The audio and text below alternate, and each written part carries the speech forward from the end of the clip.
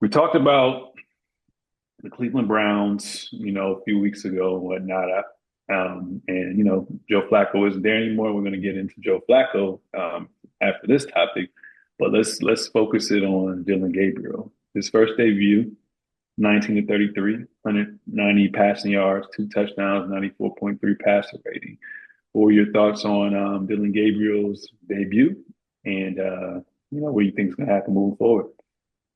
I thought that he was solid if unspectacular. Like he didn't, and also they didn't ask him to do a lot, which is what you're going to do for most rookie quarterbacks, especially a third round rookie.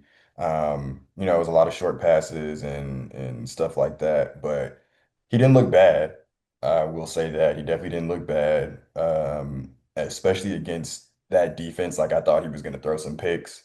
He didn't really do any of that. And honestly, they were in the game until very late.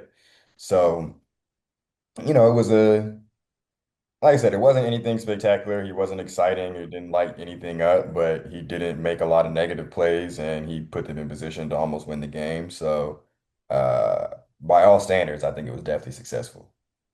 Yeah, I thought he did decent as well too. Like you said, he took care of the ball. He seemed to play with poise for the most part. Kind of like what you said the other week. He doesn't strike me. I don't want to disrespect him or anything like that, but he doesn't.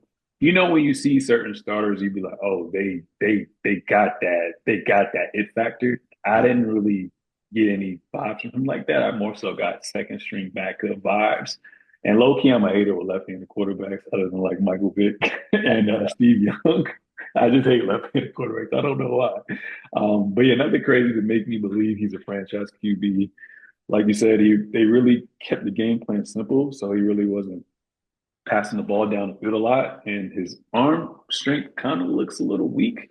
And his third down officially wasn't necessarily the best, but it's good. They drafted two quarterbacks. We're going to figure out, how this ship sails. I think he's going to start a little bit longer, but now that Joe Flacco's gone, we're going to talk about Joe Flacco and in Cincinnati. Now it's a matter of time where it's like, okay, you a third round pick, and we got a fifth round pick. So we're gonna see how you are for a couple, and then when we get a sample size, let's test this guy out, and then let's see from there who can be our starting quarterback moving forward, or if we need to go into the draft, depending on how we, pan out toward the end of the year record wise. So Yeah, I mean, I think that he played well enough that I don't think we're going to be seeing Shador until probably later in the season. Uh, yeah, but I still do think that, like, yeah, it would be. I mean, the Browns are a terrible organization, so a lot of things they do are malpractice anyway. But I think it would be malpractice to not see, what you have in both of these quarterbacks, especially because it's clear at least that Gabriel's not a star, in my opinion.